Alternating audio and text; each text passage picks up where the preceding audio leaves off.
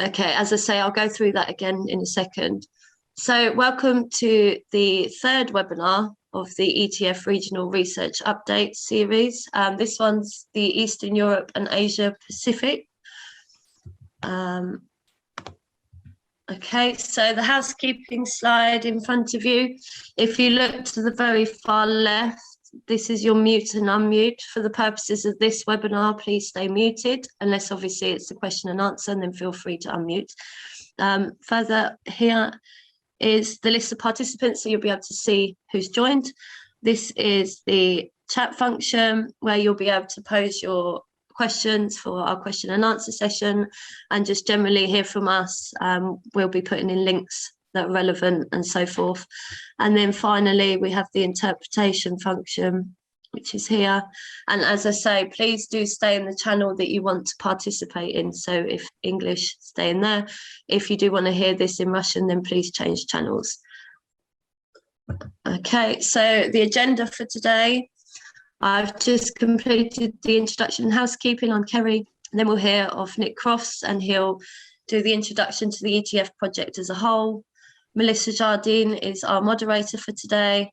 Then we'll be introduced to Erkin, who will be presenting the Eastern Europe or Russian side. And then we'll hear from Dr. Krisanaphong or Tong Poothakool, who will be showing us the Asia Pacific research. Then a question and answer session, which you're all allowed to participate in. So please do pose your questions in the chat. And then finally, the closing remarks of Nick. Okay, so I will now pass to Nick Cross, who will talk to you about the Envisaging the Future project as a whole. Thank you. Thanks, Kerry. Good morning, good afternoon, good evening. I'm Nick Crofts. I'm the Executive Director of the Global Law Enforcement and Public Health Association. Our mission in the association is to bring together the often disparate and often in conflict sectors of law enforcement and public health, which really should have common goals about each working in their own way to develop community health, community well-being, safety, and as I say, too often are working at cross purposes, apart in isolation in sectors, in silos.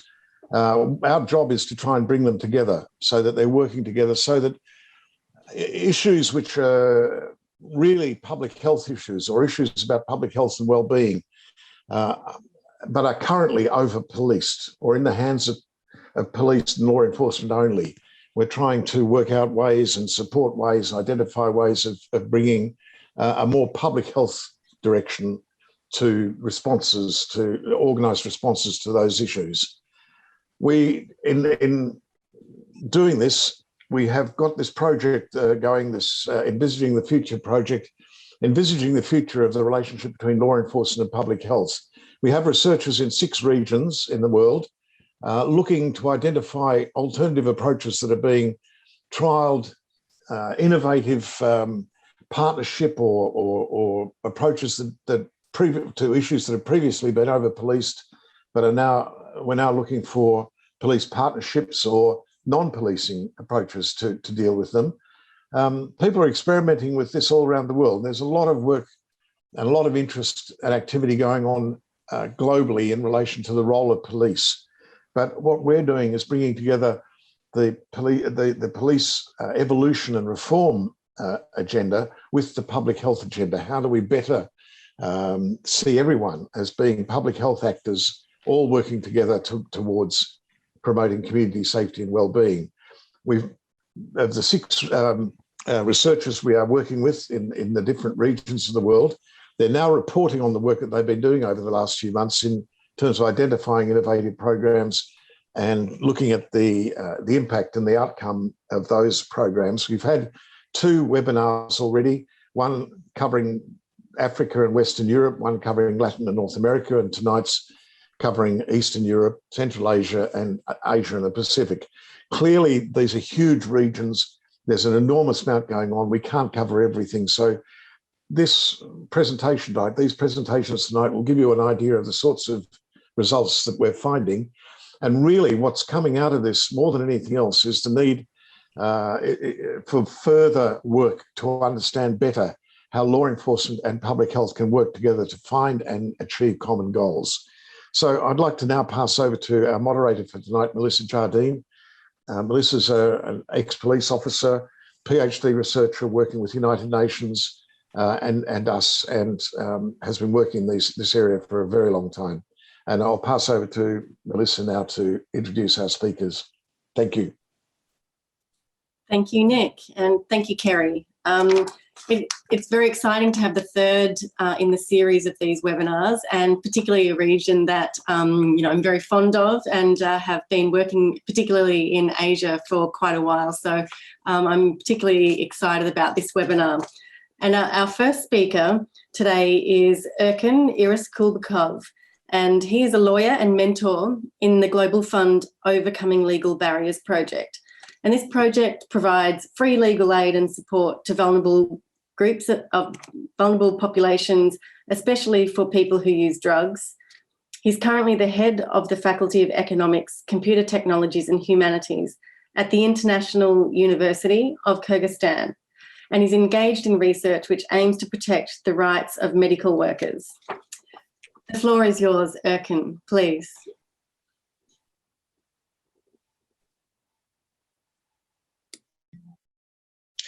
Спасибо, Мелисса. Надеюсь, меня слышите хорошо. Thank you, Melissa. I hope you can hear me well.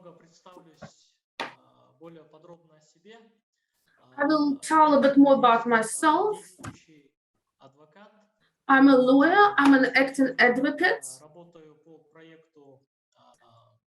At the moment, I work on the project, which is directed at the development of our key group. In this project, I'm a mentor. Also, I'm the dean at the International University of Kyrgyzstan. Regarding this project, throughout this time, I have been gathering information about Eastern Europe and Central Asia, looking for successful practices for work of law enforcement and public health in the context. I would like to thank whoever has assisted me to collect information, who shared their experience regarding how the law enforcement and public health works together. Here, I would like to note that in many countries, there were projects in place. It could be short-term projects or long-term projects, and very few programs at the governmental level.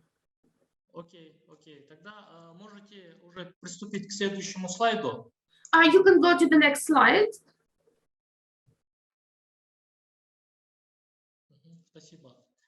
Thank you. In general, I would like to note that the Eastern European and Central Asian countries, they have inherited the system of law enforcement and public health from the former Soviet Union. The analysis of studying the situation in the work of the police with the key group and the public health in the Eastern European and Central Asian countries has displayed a different approach in working together when solving different issues. Can you please go over to the next slide?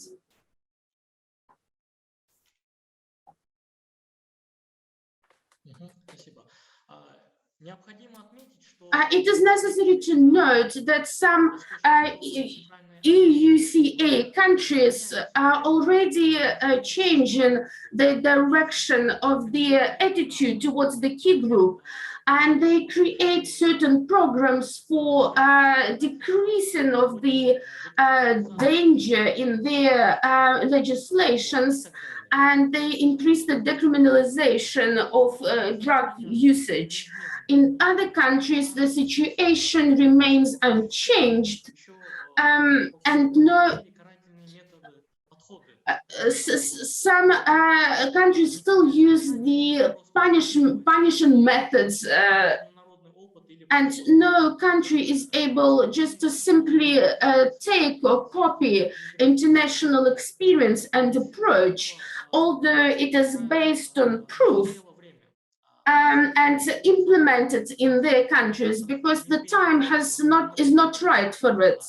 If we are talking about base elements for the implementation at the country level, it's not only the political desire or wish. So to implement this approach, you need concrete proof.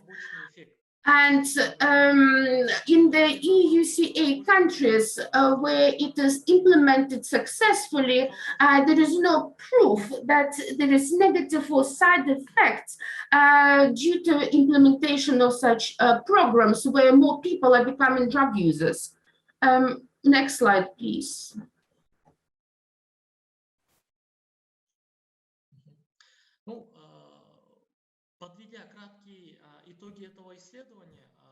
Looking at the results of the research, one would want to note that the matters of public health it's already put into the strategic and normative documentation for the law enforcement system, like the concept of drug politics and fight with the socially significant disease, and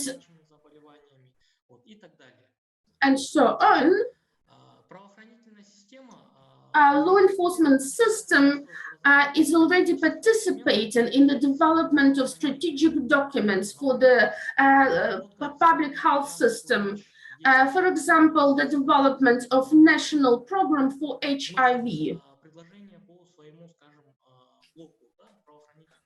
And there are suggestions which are brought in, and the municipal authorities that also coordinate the matters of public health and law enforcement. Can you please go over to the next slide? Здесь я хотел бы отметить как одну из успешных программ. Here, I would like to note one of the successful programs in Kyrgyzstan. It is called the replacement of syringes. Here, I wanted to note the cooperation of the public health and the activities of the law enforcement authorities. They work together jointly. So the public health, they're engaged in their work, and the law enforcement is engaged in their work. But they undertake activities to decrease the risk of spreading HIV infection and virus hepatitis. And law enforcement authorities, they work with the key groups of the population and the users and the population in general. Next slide, please.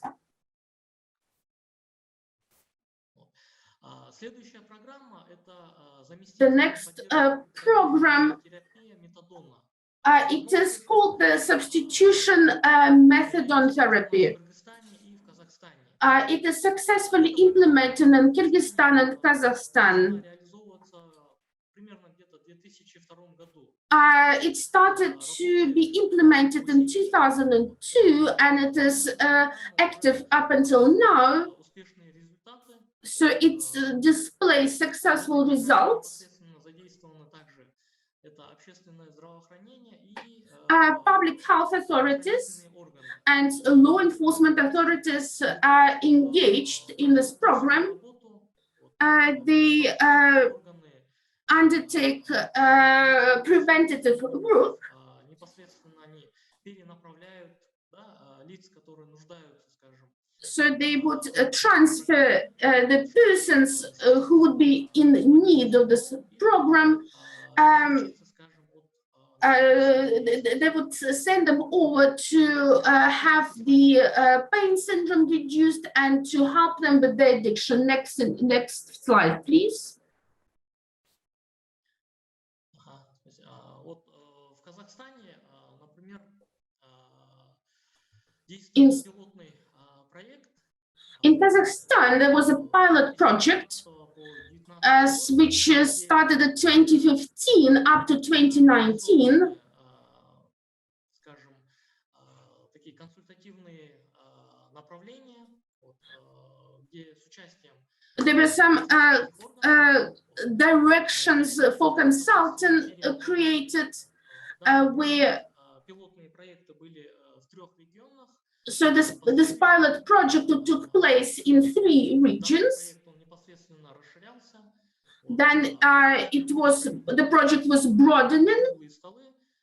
There were a number of round tables undertaken with the participation of police authorities and other parties which are interested in the program. The next slide, please.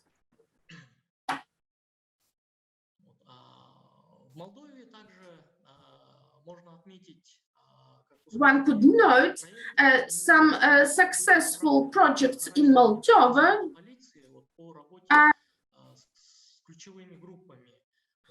It was aimed at the capacity building of the work of the police with the key groups. It was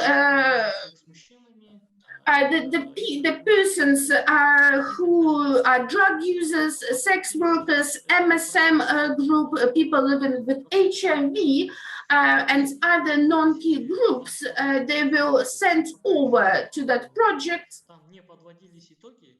The results were not concluded yet.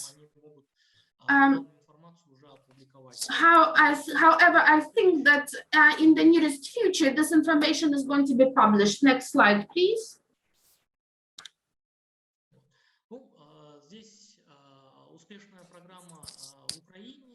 A successful program in Ukraine.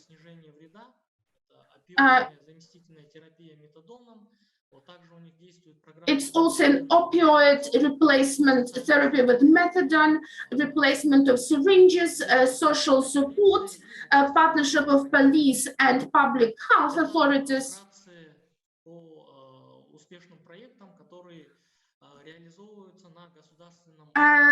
This was just a bit of information regarding the successful projects which were implemented. That's all I have. And if you have any questions for me later, you're welcome.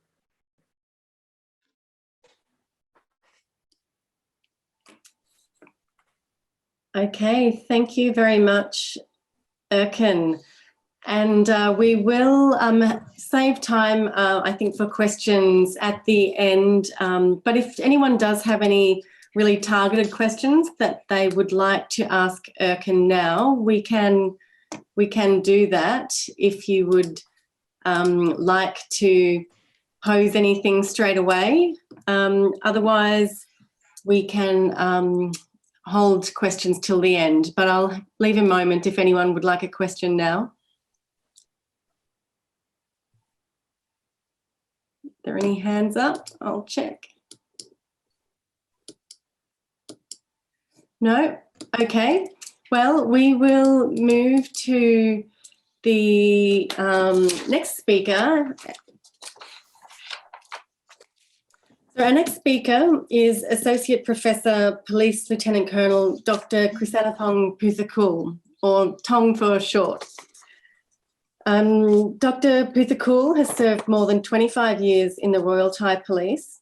He has 2 PhDs, one from Mydal University in Thailand and one from the University of Aberdeen in Scotland. From 2012 to 2019, Krisanaphong held the position of lecturer at the Royal Thai Police Cadet Academy. And during this period of time, he was also a consultant with the United Nations Office on Drugs and Crime, UNAIDS, the United Nations Development Programme, and PSI Foundation.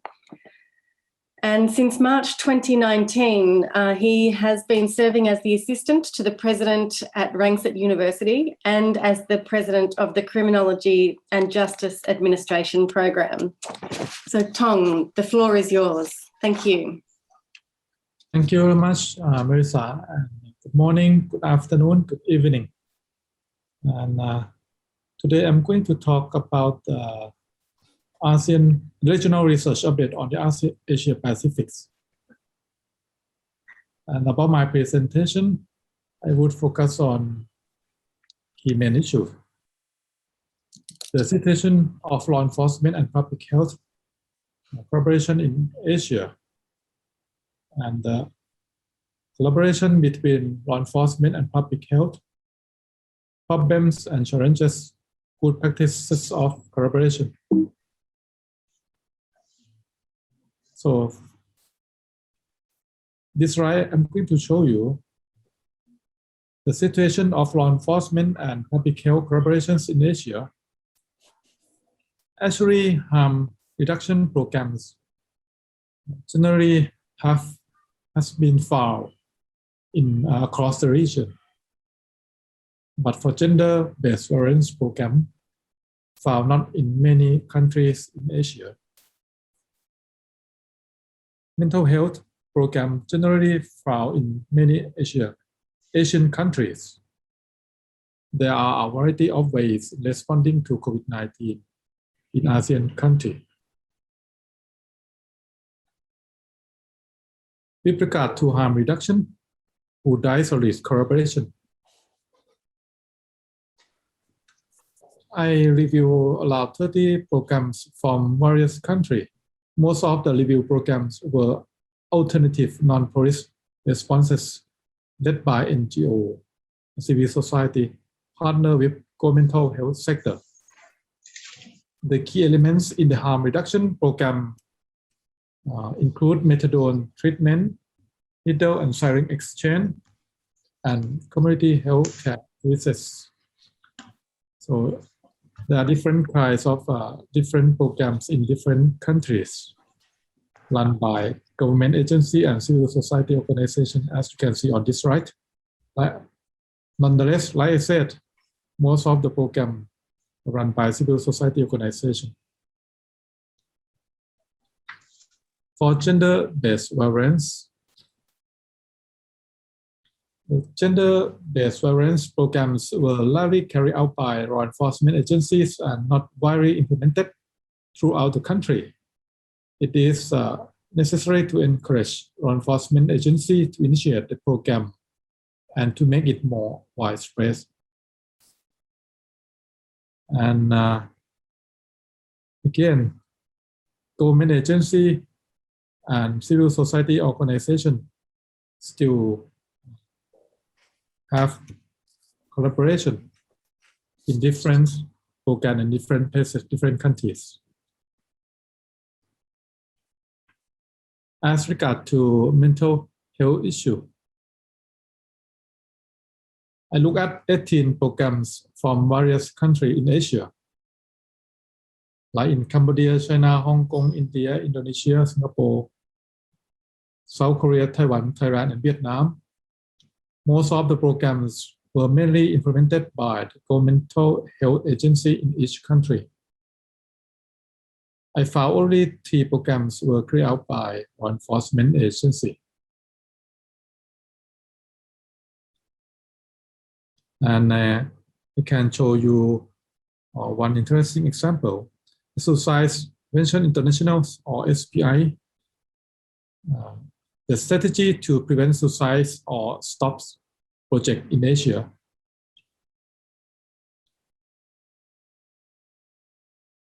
And this slide, I'm going to show you how to respond to COVID-19. For the government agency, they have the collaboration between the Ministry of Public Health and the police. For example, they use the mobile application in Thailand and Vietnam and Singapore to track and control the disease. And for civil society organization, SCIENT, global engineering and technology solution company, provided drone-based surveillance technology to Cyberbat police Pakistan, in Pakistan. There are still legal issues and law enforcement dilemma for harm reduction programs. NGOs, civil societies perceived by law enforcement agency considered as the enemies of the government harm reduction program. It still lacks national resources for harm reduction program, and also it still lacks social support for gender-based violence. And there are limited laws of law enforcement agency for mental health and gender-based violence program. For good practices of collaboration, for harm reduction program, good practices I would like to show you is in Vietnam, police mediated legal and social assistance to drug user in Hanoi. Vietnam supported by SAMHSA, or Substance Abuse and Mental Health Services Administration. And they implemented by supporting community development initiatives, or SCDI. They strengthen coordination between law enforcement agency and other governmental organizations. They aim to increase the number of drug users in treatment and detoxification, and to reduce the rate of relapse and recidivism, as well as to reduce the risk of HIV infection. And another good practice that I would like to show you is a community-based drug treatment in Thailand and crime prevention. They try to strengthen coordination between local police officers and other governmental agencies. They use the concept of community policing, and they ask the community leaders and local police officers to work together by using the concept of harm reduction. They try to increase the number of drug users in treatment program, and they believe this idea would prevent crimes at local areas and reduce the risk of HIV infection and other serious diseases. And I will show you one interesting research called the development of effectiveness of correctional system in Thailand as compared to Malaysia, funded by Thailand Research Fund. For this research, this project, it tries to find ways to reduce the number of inmates in prison setting in Thailand. Currently, as you know, during COVID-19, it's still big trouble in prison setting in Thailand. And for this research, it tried to reduce the risk of COVID-19 infection, HIV, and other serious diseases using more non-custodial measures, intermediate punishment, conditional discharge, and using electronic tracking devices have been implemented. Key strategy of the Center for Assistance to Reintegration and Employment or CARE in our prison and detention center have been adapted. So the recommendation for the future, it needs to promote harm reduction program as a national agenda. More community-based treatment program need to be done. Likewise, more collaboration led by local authority and local community need to be continued. Can show you photos on the top left. the research team interviewed the head of the prison in Khon Kaen province, and on the bottom left, the research team interviewed inmates, and at the middle, we met the head of the director of prison in Surat Thani province in the south of Thailand. And there is on the right, we flew to Malaysia, and we met the director of Penjara Kajang there in Malaysia. We interviewed some officers and inmates there too.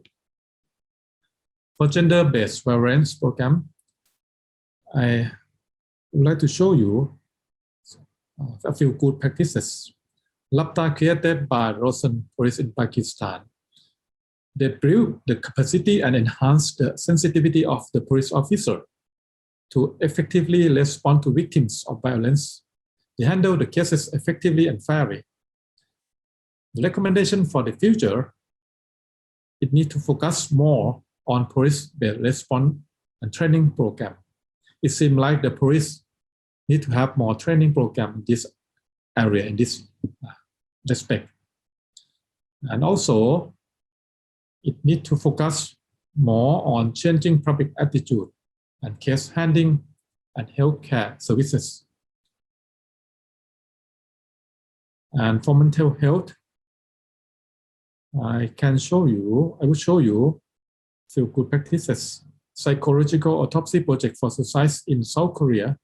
The police and the Ministry of Health and Welfare work together to analyze the causes of suicide, and they create suicide preventive measures. The recommendation for the future, they need to increase in the roles of law enforcement agency and have more cooperation between law enforcement agency and healthcare and public sector. To respond to COVID-19, I would like to show you an interesting sample in Singapore called Spot. They use Robodog named Spot in Singapore. Just use the idea to remote control for legs machine to warn people regarding social distancing in public areas. And in Taiwan, they use mobile phone-based electronic fence like a location tracking. And in Hong Kong, they use location tracking wristband and using social media to raise public awareness in India, and community policing and local volunteers in India and Thailand, respectively. The recommendation for the future, it needs to integrate technology, media, and community cooperation to respond to COVID-19. In conclusion, the strengthening coordination between law enforcement agency, local community, as well as NGO or civil society need to be done to sustainably solve the target problem.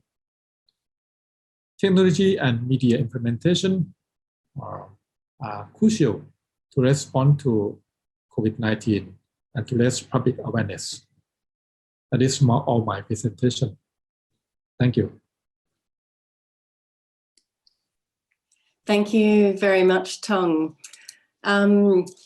I should note here that these are some examples of the case studies that we're collecting, but for the participants, we would love it if you sent us in other examples that you would like to see showcased or used as a case study in our final report. So you can email those to us or pop some details in the chat and we can follow up with you.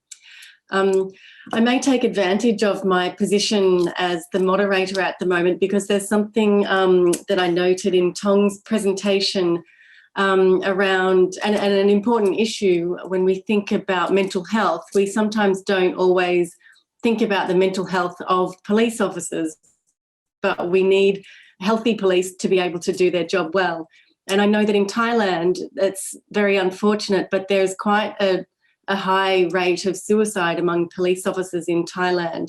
And so, Tong, I was wondering if you could talk a little bit about what are the particular stresses that face police in Thailand and what plans are there, or if any, to try and address the problem? Thank you, Marisa. Actually, the police officer in Thailand work very hard, like other police officers around the world. However, because of poor policing system, poor police structure, they feel very stressed. And the real Thai police try to solve this issue. They set up the different kind of techniques. For example, they have the consultant at the police hospital in Bangkok. However, they cannot provide all consultant in terms of a psychological issue for all police officers throughout the country. That is the problem. And that is the reason why it still have the police officer in Thailand feel stressed. And some of them decided to make suicide. Yes. Yeah, and I know that some of the roles in the what are they? There's the special investigators. I forget, the inquiry officers. I think they can be personally sued if they don't do a case properly, and they're the only role, I think, in the Thai police that are exposed to that potential for a civil suit. Is that right? Yeah, that's correct. Yeah. So quite stressful. And there's also a lot of legal limitations around the time they have to do an investigation. So very stressful, but thank you. We have a question in the chat from our good friend Hai Kang Leung. Hi, thank you for your question. Would you like to turn your microphone on and ask it? Or I can read it out. It's up to you.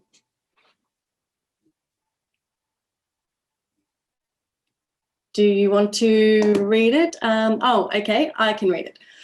Okay, so a question for Associate Professor Tong.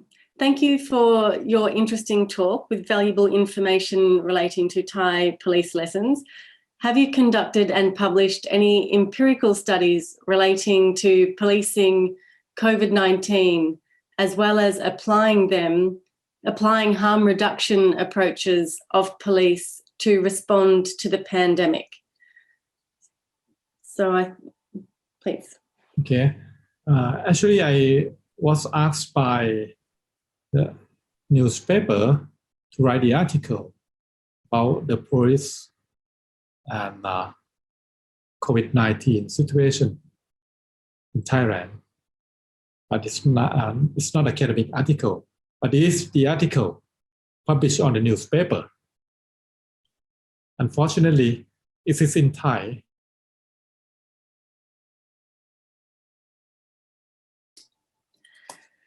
Okay. The research more for policing and COVID-19 in Thailand. Thank you. Great. He says, thank you very much. So perhaps I can ask a question to Erkin and to Tong as well, but I'll go to Erkin first about when law enforcement and civil society organisations and public health organisations are working together, what does a successful collaboration look like? And what do you see as the key reasons that make these partnerships effective, and what challenges are there?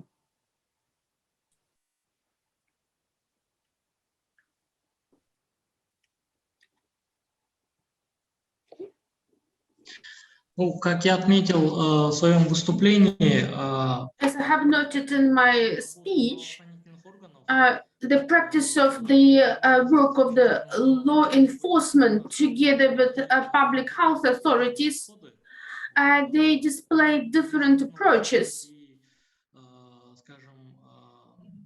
One has to take into account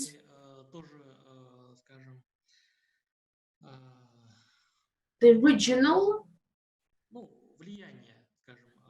influences. There are countries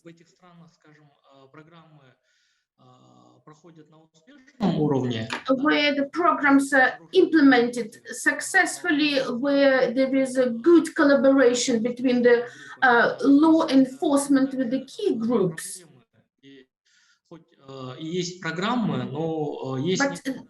there are some problems as well. There are programs in place, but there is some resistance on behalf of the law enforcement to aid the work of the public health authorities with the key groups. I would like to introduce myself again. My name is Alexander Zelichenko. I worked in Kyrgyzstan and Bishkek. We know each other for a long time, and I'm glad they are working on this research project. And for police and the public health, he participated in the creation, establishment of this organization. And briefly, I would like to talk about the experience in Kyrgyzstan. And I would like to say hello to my colleague Tong. The problem of police in the pandemic. Police together with the public health, no more or no less, they work very intensively. They work at the points for entrance and exit. Amongst the police force, there is a high degree of infections, high rate of infection.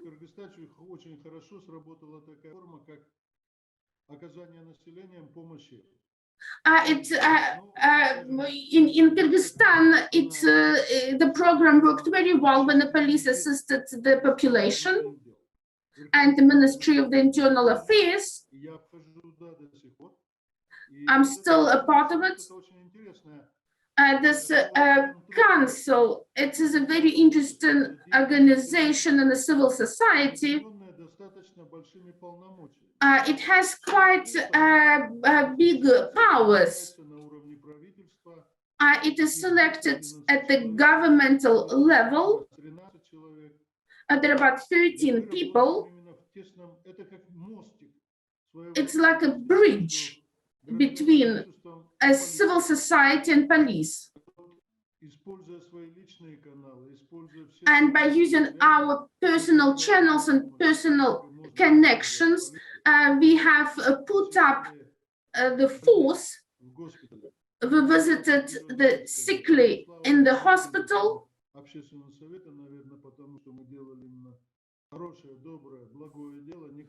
We did a good work. Nobody got infected. We delivered masks. We delivered the means for personal protection. We took care of our staff.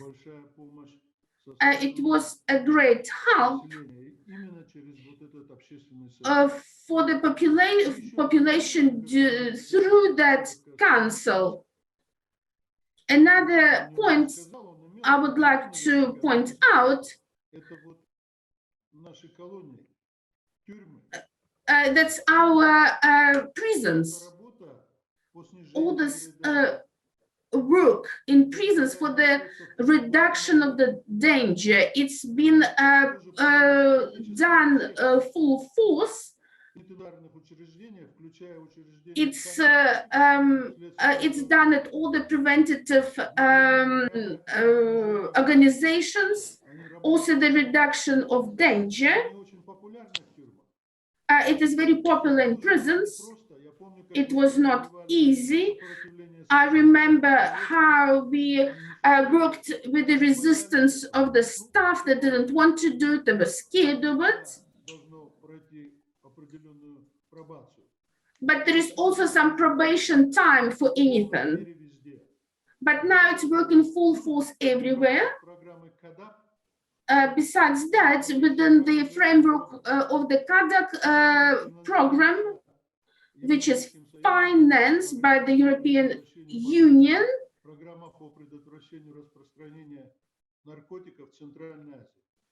it's the program for the prevention of the distribution of drugs in the Central Asia.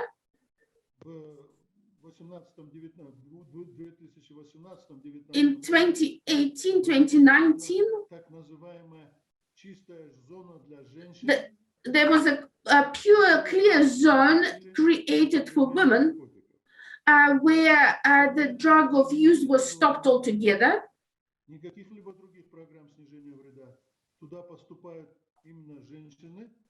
Only women go there who have been using drugs for a long time. They stopped using drugs, then psychologists work with them, and the other personnel. It is a very interesting practice.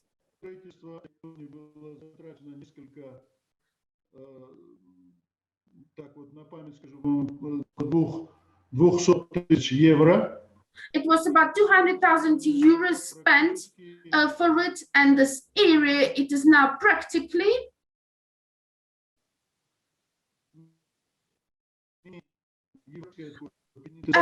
this is the interpreter. Mr. Zelichenko needs to turn off the video because now it's all went.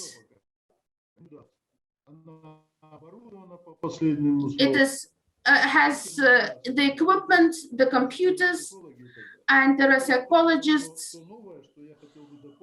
This is the new information which I would like to add to the speech of my colleague, and thank you very much for the attention.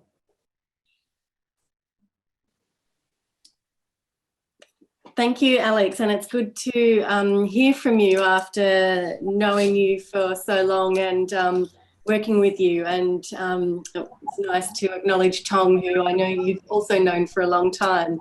So thank you very much. We do have a question from Motsao. So would you like to unmute yourself and ask your question? Yes, thank you, Melissa. Hello, everybody. My question is to Professor Tong. Thank you so much for your presentation.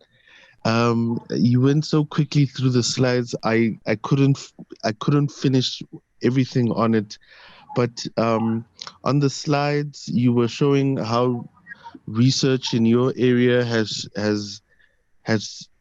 shown that there is not many incidences of for example, GBV in the countries, you've done research on, and I was curious to know how the research was conducted to give such findings.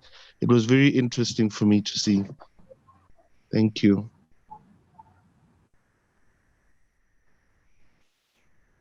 So you are talking about the research outcomes, right? Research result? I believe so. Okay. Actually, it said there are a large number of inmates in prison setting in Thailand. To recall that, right? So it shows it needs to reduce the number of inmates. Otherwise, it causes problem. Oh, excuse me, Tom. I think that the question was, Motsao said GBV, so gender-based violence, I think.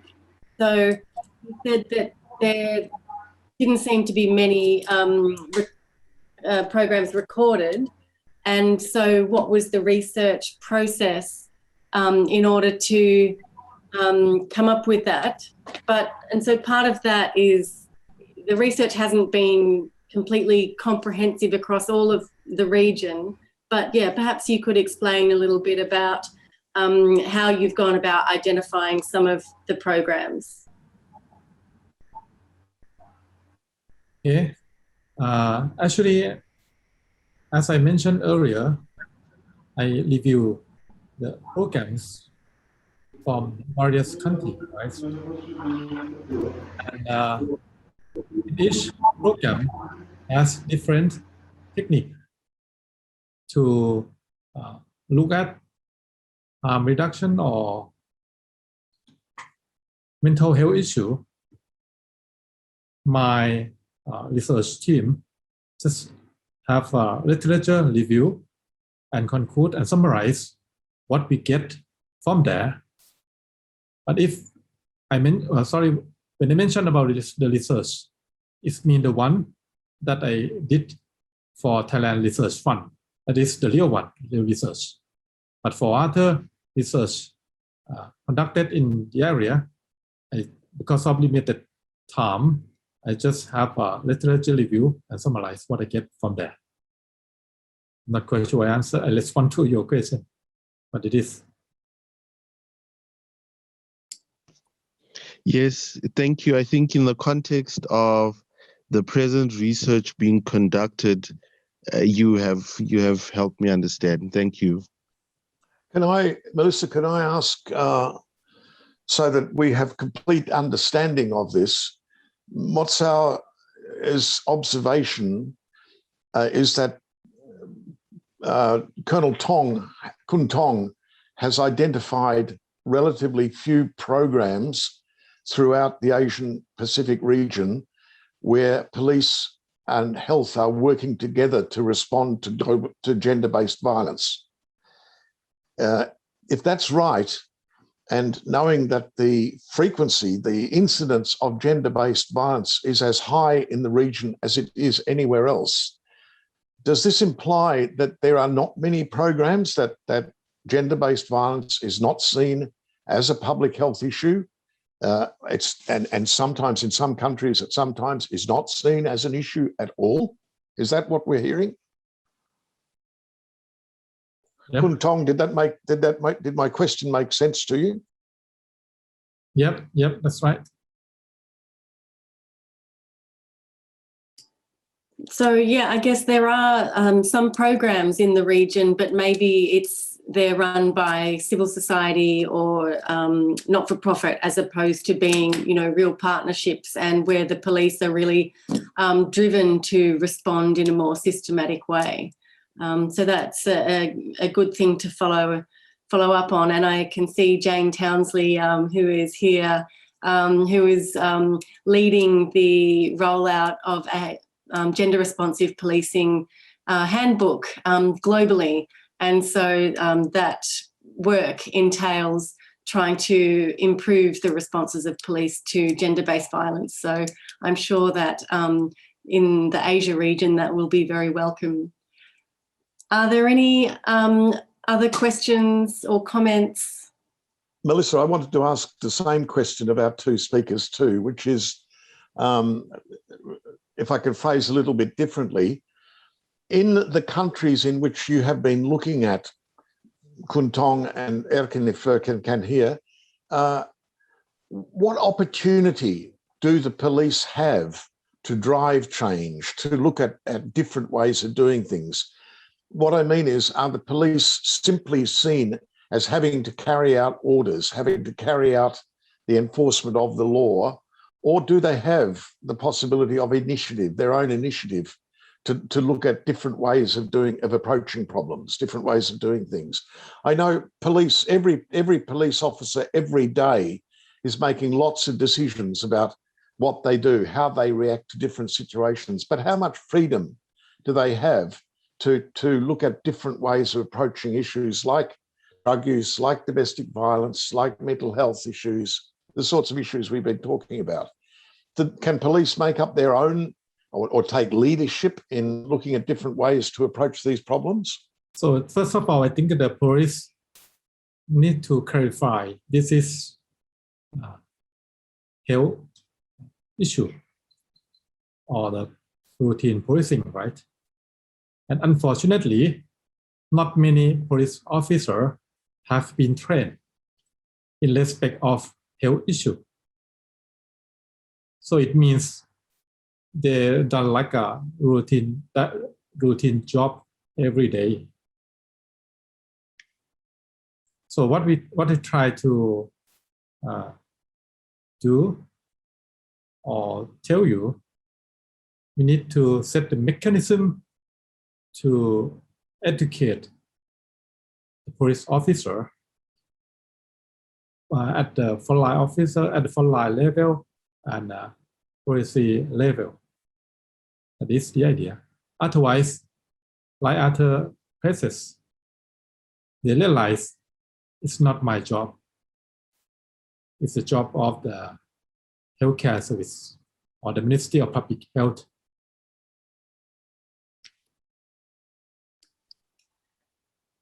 Is that what you are asking? Yes, yes. I'm not sure if Erkin can hear us. Is that what you are asking, right?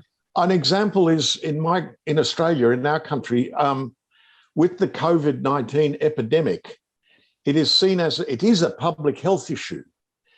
But part of the response to the public health issue is lockdown and curfew. You know, people have to stop going out, people have to stay at home, and the police are asked to enforce this lockdown. But the police do not see it as a public health issue. They see it as their job is simply to enforce the law.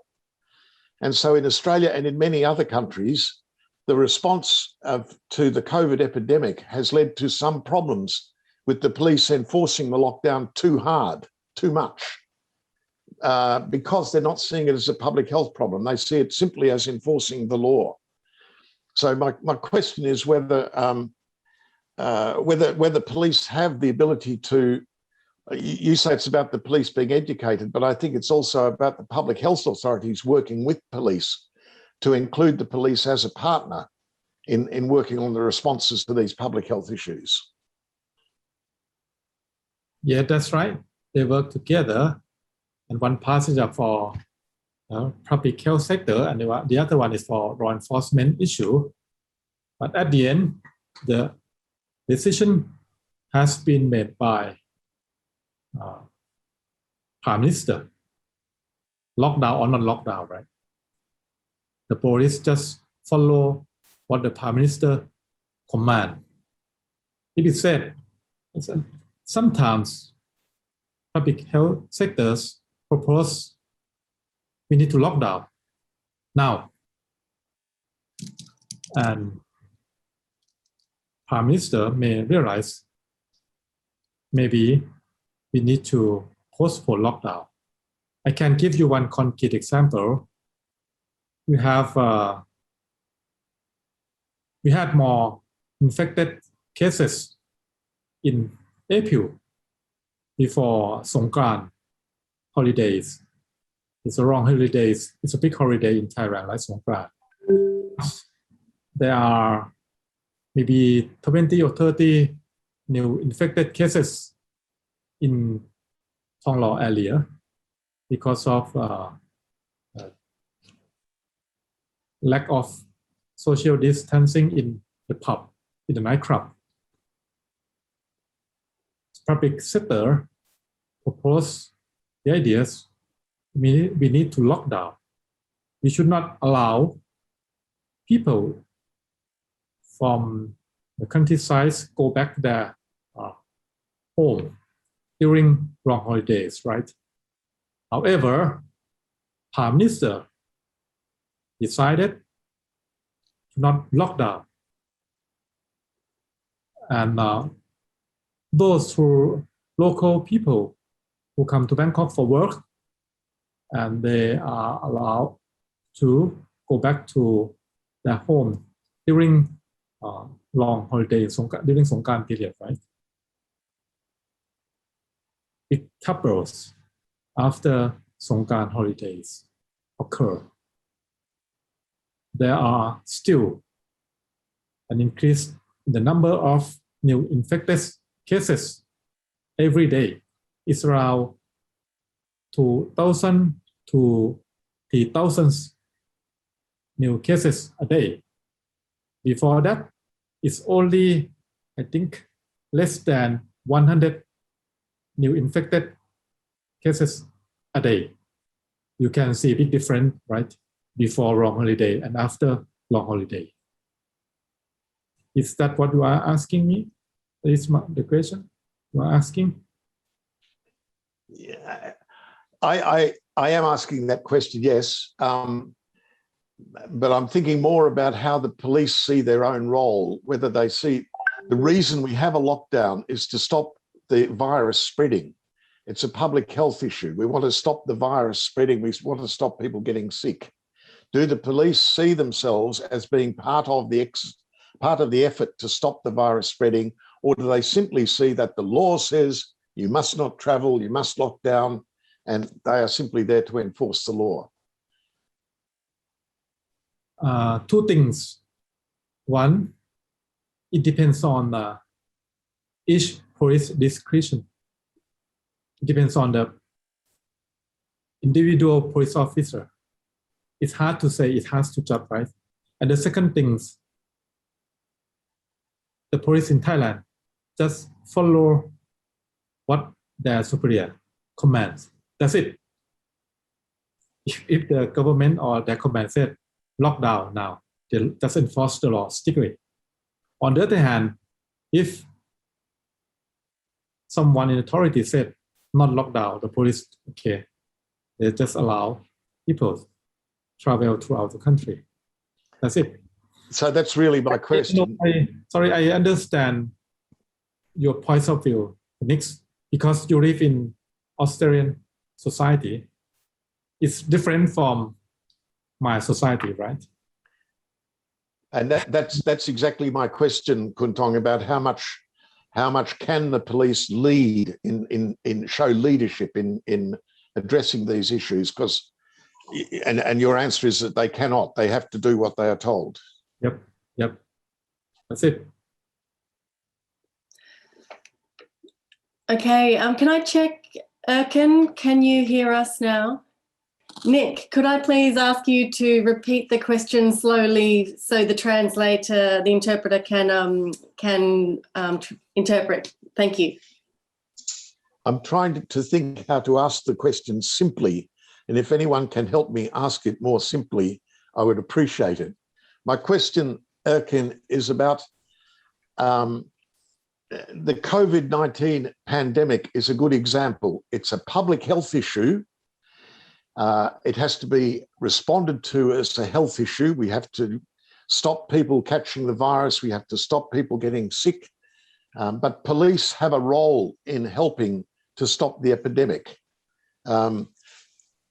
Do the police understand that what they are doing is a public health job, not just a law enforcement job? They're not just enforcing the law. The reason they enforce the law has a public health meaning. Another example is motorcycle helmets. The police enforce motorcycle helmet. People have to wear motorcycle helmets. The only reason they have to wear motorcycle helmets is to prevent injury. It's a public health reason. So the police are acting as public health practitioners. But do they understand that? Are the police in a position to be partners in public health, to lead in public health, to say, we understand how to make things better for public health? Ник, я полностью согласен с вами.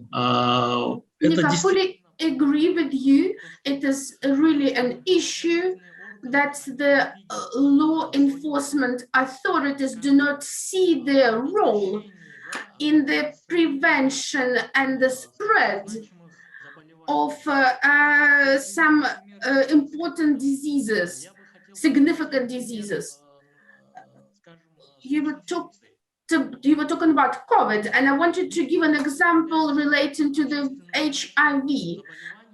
HIV, it is a socially significant disease, and in order to prevent the spread of the HIV, it's not only the public health, but it's also the matter for the law enforcement and civil society and governmental authorities.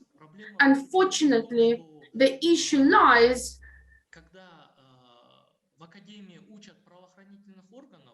in the fact when the law enforcement academy are teaching their students, is that their job and their task is to catch criminals, and they see that action as their main task is to look for the criminals, to catch them, to prevent criminal activities. They do not understand they have to also help in the decrease of the risk of the spreading of such diseases. Между общественным здравоохранением и правоохранительными органами очень много точек соприкосновения. There are a lot of points, joint points between the law enforcement authorities and public health authorities. When we did seminars and trainings for the law enforcement authorities, and we were saying for us to stop the spread of HIV, we did say that the law enforcement authorities have to be also included. And they were saying, but how our work is related to the to decreasing, to stopping the spread of the HIV. So there is a potential risk for you to be infected with HIV when you seize needles. You can prick your finger and then you can become infected. And they started to understand that, in fact, knowing the program for the HIV, they can also participate in the program for the for preventing the spread of the infection. And another issue is the problem that the workforce is changing very fast. There is a great rotation of the workers, so that's another issue. So when you educate one lot, they go and work somewhere else or in another region, and the new people come. So they have to be taught the ABCs that the law authorities, when they work together with public health authorities, they have to work with the students, with the academies, and it has to start with the first year of the tuition. Thank you. Okay, and I think we have Hai, who would like to speak on this topic as well, please. Thanks so much, Melissa. Good evening, good morning, or good afternoon, everyone. Hi, Nick. Yeah, I would like to share, because our topic and focusing on Asia Pacific region as well. Thanks so much for sharing, Tong. From Nick Cross concern, little bit, if I'm understood, you want to compare between Australia, where I'm here now, is the Mill Park hotspot. COVID-19, and with the some of countries from Southeast Asia. I want to show is evidence from the Vietnam as a country follows the communist state. Therefore, it's really different, even though with the Thailand.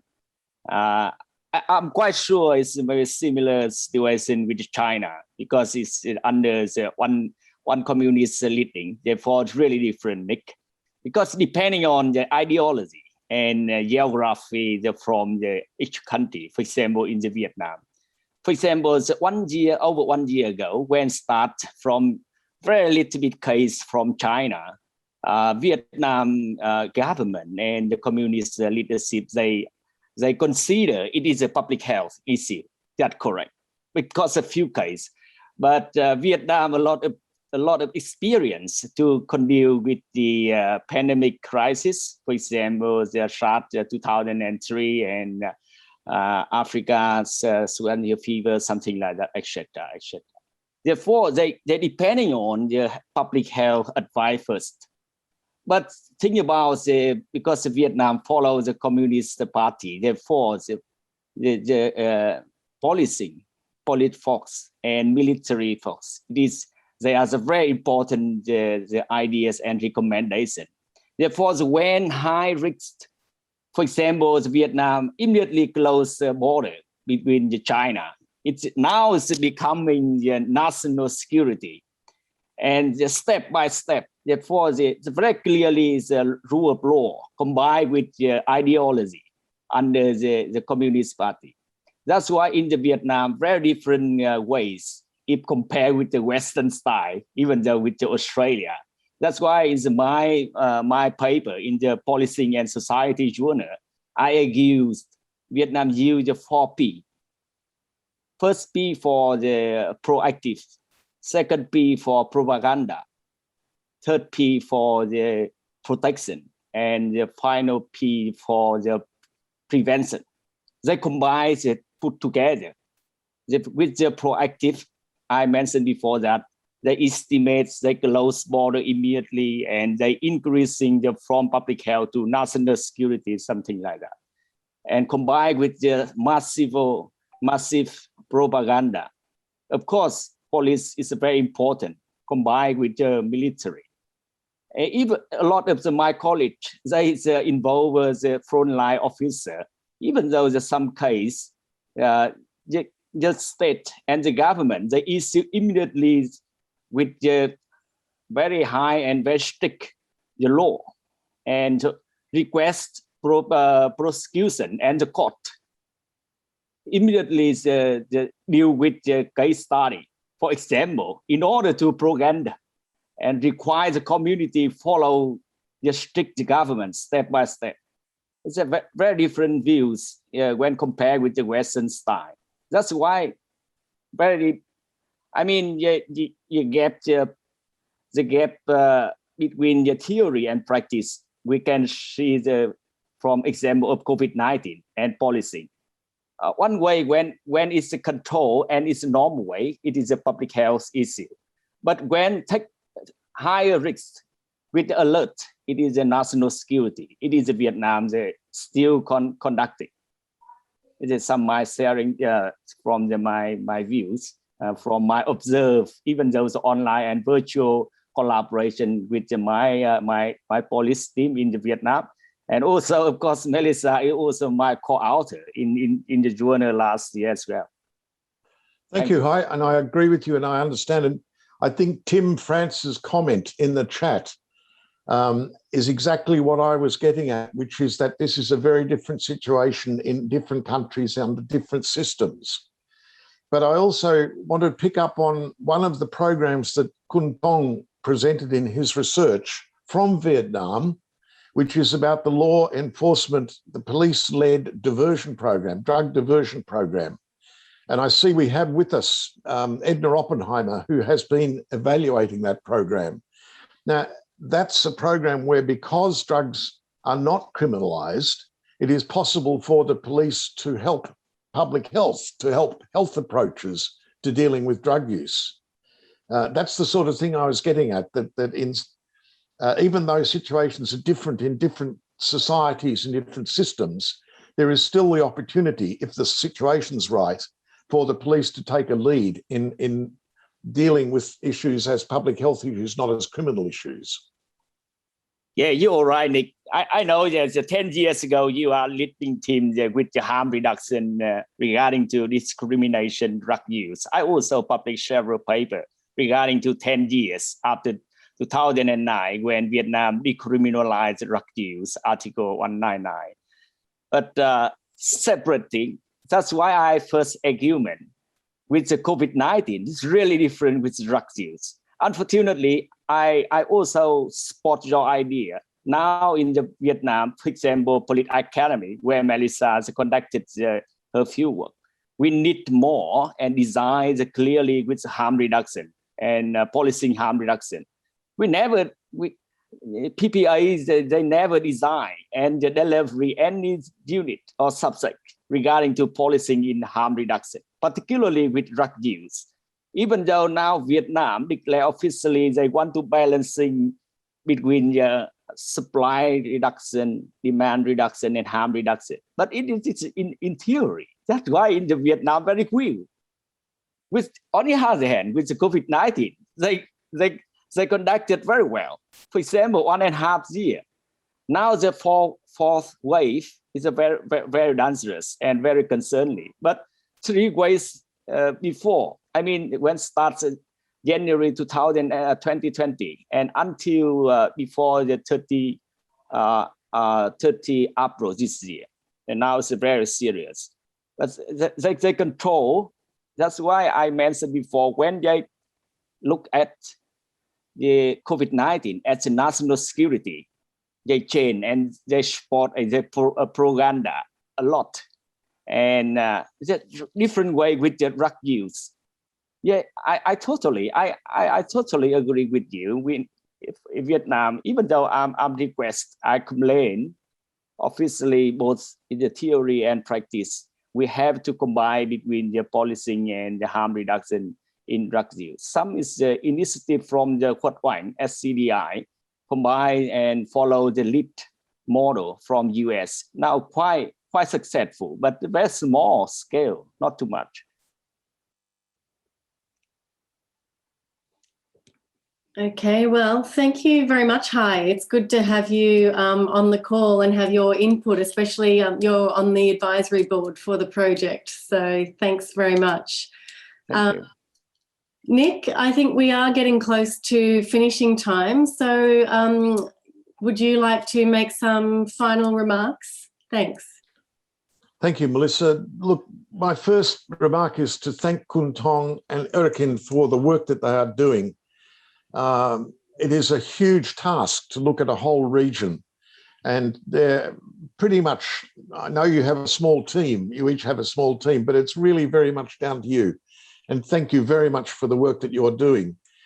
What this demonstrates to me, as have the previous seminars, and the link, Kerry, I think we're going to put the link to the previous seminars in the webinars in the chat, but also you can go to the GLEFA homepage, the Global Law Enforcement and Public Health Association homepage, and all the presentations from the recent Law Enforcement Public Health Conference are available on that homepage. And it shows that what we've heard tonight, what we've heard from the other webinars, what we've seen at those Law Enforcement Public Health Conferences is that there is an enormous amount of work going on where people are trying to find better ways of approaching problems that have not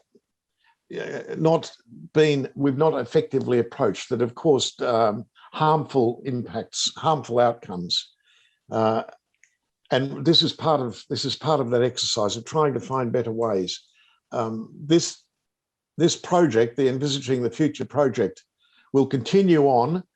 We don't have much more opportunity to collect more information, but at least we have enough now to be able to pose better questions for the next stage of the research, where we go from here. What are optimum ways in which police and public health and communities and governments can work together to address wicked problems, complex issues?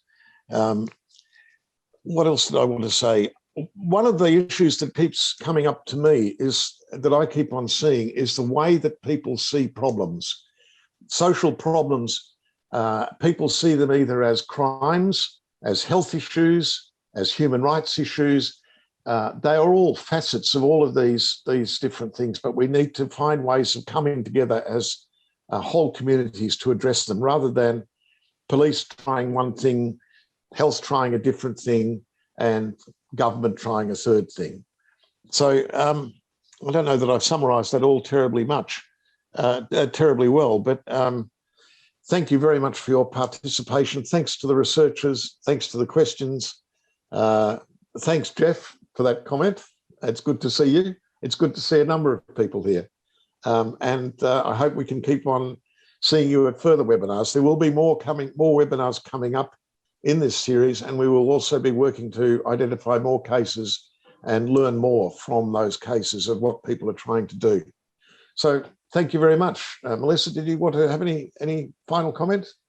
I think that's it.